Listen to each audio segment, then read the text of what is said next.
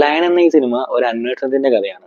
തന്റെ 5-ാം വയസ്സിൽ ആക്സിഡന്റലി വേർപിരിഞ്ഞു പോയ തന്റെ ഫാമിലിയെ 25 വർഷങ്ങൾക്ക് ശേഷം കണ്ടെത്താൻ ശ്രമിക്കുന്ന സാരോ എന്ന യുവാവിന്റെ കഥയാണ് ഈ സിനിമ പറഞ്ഞു വെക്കുന്നത്. ആക്ച്വലി ഈ സിനിമ സാരോ ബേർലി എന്ന ഓസ്ട്രേലിയൻ ബിസിനസ്മാന്റെ യഥാർത്ഥ ജീവിതകഥയെ തന്നെ അടിസ്ഥാനപ്പെടുത്തി എടുത്തിട്ടുള്ളതാണ്. ഈ സിനിമയിൽ ഏറ്റവും എടുത്തു പറയേണ്ടത് ഈ സിനിമയുടെ ആദ്യത്തെ 40 മിനിറ്റും ആ 40 മിനിറ്റിൽ അഭിനയിച്ചിരിക്കുന്ന കുട്ടിയുടെ പ്രകടനവുമാണ്. ആ 40 മിനിറ്റിലാണ് സാരോ എങ്ങനെയാണ് തന്റെ ഫാമിലിയെ വേർപിരിഞ്ഞതെന്നും എങ്ങനെയാണ് ആ കുട്ടി ഓസ്ട്രേലിയൻ ദമ്പതികളുടെ അടുത്ത് എത്തിപ്പെട്ടതെന്നുമാണ് പറഞ്ഞു വെക്കുന്നത്. ഈ 40 മിനിറ്റിൽ ആ കുട്ടിയുടെ പ്രകടനം വളരെ മികച്ചതായിരുന്നു. സിനിമ കണ്ടു കഴിഞ്ഞാലും ആ കുട്ടി നമ്മുടെ മനസ്സിൽ ഇങ്ങനെ തങ്ങി നിൽക്കും.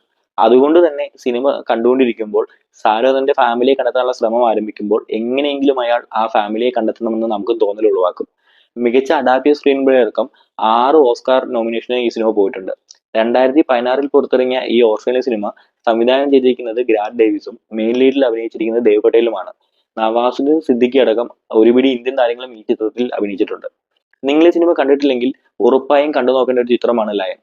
ഈ സിനിമ ആമസോൺ പ്രൈമിൽ അവൈലബിൾ ആണ്. നിങ്ങൾ ഈ സിനിമ കണ്ടതാണെങ്കിൽ ഈ സിനിമയെക്കുറിച്ചുള്ള നിങ്ങളുടെ അഭിപ്രായം കമന്റിൽ രേഖപ്പെടുത്തൂ.